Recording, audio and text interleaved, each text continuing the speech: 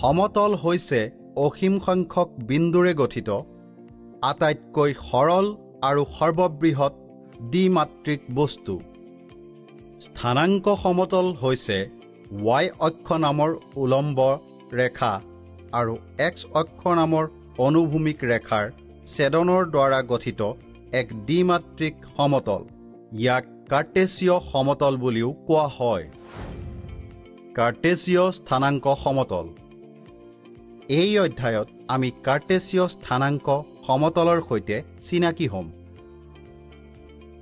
এডাল সংখ্যাৰেখাই আমাক মূল বিন্দুৰ পৰা ইয়াৰ দূৰত্ব ব্যৱহাৰ কৰি এটা বিন্দুৰ স্থিতি নিৰ্দিষ্ট কৰাত সহায় কৰে। এডাল সংখ্যাৰেখাত ইয়াৰ 0 নামৰ এটা বিন্দুৰ পৰা, যাক মূল বিন্দু বুলিও কোৱা হয়, দূৰত্ববোৰ এটা দিশত ধনাত্মকভাৱে আৰু আনটো দিশত ঋণাত্মকভাৱে সমান এককত চিহ্নিত কৰা হয়। ই কেৱল এটা তথ্য ব্যৱহাৰ কৰি এক মাত্ৰাত বিন্দুটোৰ স্থিতি নিৰ্ধাৰণ কৰে। যদি আমি দ্বিমাত্ৰিক অৰ্থাৎ এখন সমতলত এটা বিন্দুৰ স্থিতি নিৰ্দিষ্ট কৰিব লগা হয়, তেন্তে কি হ'ব? আমি জানো যে পৃথিৱীত এটা স্থান বিচাৰি উলিওৱাৰ বাবে দুটা তথ্যৰ প্ৰয়োজন, অৰ্থাৎ অক্ষাংশ আৰু দ্ৰাঘিমাংশ। লগতে আমাক দুটা তথ্যৰ প্ৰয়োজন, শাৰীটোৰ নাম আৰু প্ৰেক্ষাগৃহত আসনখন বিচাৰিবলৈ এই নিৰ্দিষ্ট শাৰীত থকা আসন নম্বৰ। ইয়াৰ দুটা তথ্য থকাৰ প্ৰয়োজনীয়তাই গণিতৰ এটা অতি গুৰুত্বপূৰ্ণ শাখাৰ জন্ম দিছিল, যাক স্থানাংক জ্যামিতি বুলি কোৱা হয়, যাক ফ্ৰেঞ্চ দাৰ্শনিক আৰু গণিতজ্ঞ ৰেনে ডেকাৰ্টে বিকশিত কৰিছিল। এখন সমতলত বিন্দু বিচাৰিবলৈ এখন সমতলত দুডাল সংখ্যাৰ ৰেখাৰে গঠিত গ্ৰিডৰ ধাৰণাটো ডেকাৰ্টে প্ৰথমে প্ৰৱৰ্তন কৰিছিল। এডাল অনুভূমিক আৰু এডাল উলম্ব, যি সিহঁতৰ 0 স্থানত সমকোণত ছেদ কৰে। অনুভূমিক ৰেখাডালক x' নাম দিয়া হয় আৰু ইয়াক x অক্ষ বুলি কোৱা হয়।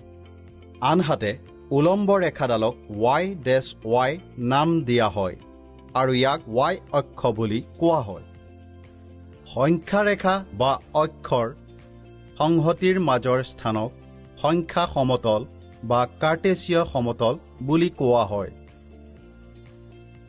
XY সমতল আৰু অক্ষসমূহক স্থানাংক অক্ষ বুলি কোৱা হয়। যি বিন্দুত দুডাল সংখ্যাৰেখাই ছেদ কৰে, অৰ্থাৎ য'ত দুয়োডাল সংখ্যাৰেখাৰ 0 মান থাকে, ইয়াক মূল বিন্দু বুলি কোৱা হয় আৰু 0ৰ দ্বাৰা সূচিত কৰা হয়। এইটো কাৰ্টেছীয় সমতলৰ মূল বিন্দু আৰু ইয়াৰ পৰাই x আৰু y অক্ষৰ দিশত সকলো দূৰত্ব জোখা হয়। x অক্ষৰ দৰে মূল বিন্দুৰ সোঁফালে বিন্দুবোৰ ধনাত্মক সংখ্যাৰ সৈতে অনুৰূপ। সেয়েহে OXক x অক্ষৰ ধনাত্মক দিশ বুলি কোৱা হয়।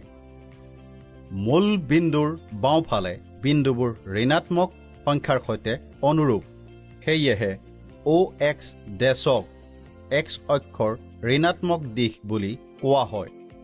একেদৰে OYক y অক্ষৰ ধনাত্মক দিশ বুলি কোৱা হয় আৰু OY' y অক্ষৰ ঋণাত্মক দিশ বুলি কোৱা হয়। আমি লক্ষ্য কৰিলোঁ যে ধনাত্মক আৰু ঋণাত্মক সংখ্যাৰ স্কেল থকা অক্ষৰবোৰে কাৰ্টেছীয় সমতলক দুটা অৰ্ধ অক্ষৰে আবদ্ধ 4টা পৃথক অসীম অঞ্চলত বিভক্ত কৰে। এই 4টা অঞ্চলক চোক বা পাত বুলি কোৱা হয়, অৰ্থাৎ 1/4 অংশ, আৰু সেইবোৰক OXৰ পৰা ঘড়ীৰ কাটাৰ বিপৰীত দিশত ক্ৰমত 1, 2, 3 আৰু 4 হিচাপে নম্বৰ দিয়া হয়। কাৰ্টেছীয় বা স্থানাংক সমতলত স্থানাংক অক্ষ আৰু 4টা চোক থাকে। সমতলখনৰ এটা বিন্দু 4টা চোকৰ এটাত বা এটা অক্ষত থাকিব পাৰে।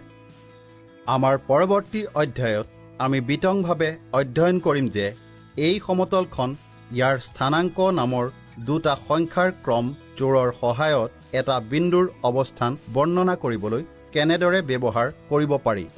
সংক্ষিপ্ত ৰূপত, এখন সমতলত বিন্দু বিচাৰিবলৈ এখন সমতলত দুডাল সংখ্যাৰেখাৰে গঠিত গ্ৰিডৰ ধাৰণাটো ডেকাৰ্টে প্ৰথমে প্ৰৱৰ্তন কৰিছিল। এডাল অনুভূমিক আৰু আনডাল উলম্ব, যি সিহঁতৰ শূন্য স্থানত সমকোণত ছেদ কৰে। অনুভূমিক সংখ্যা ৰেখাডালক এক্স অক্ষ বুলি কোৱা হয় আৰু উলম্ব সংখ্যা ৰেখাডালক ৱাই অক্ষ বুলি কোৱা হয়। স্থানাংক অক্ষৰ চাৰিওফালৰ বিন্দুটোক মূল বুলি কোৱা হয়। সমতলখনক কাৰ্টেছিয় বা স্থানাংক সমতল বুলি কোৱা হয় আৰু সংখ্যা ৰেখাবোৰক স্থানাংক অক্ষ বুলি কোৱা হয়। স্থানাংক অক্ষবোৰে কাৰ্টেছিয় সমতলক চাৰিটা পৃথক অসীম অঞ্চলত বিভক্ত কৰে, যিবোৰ দুডাল অৰ্ধ অক্ষৰে আবদ্ধ হয় আৰু চৌক বুলি কোৱা হয়। তুমি এতিয়া কাৰ্টেছিয় স্থানাংক সমতলৰ বিভিন্ন অংশ জানিলা।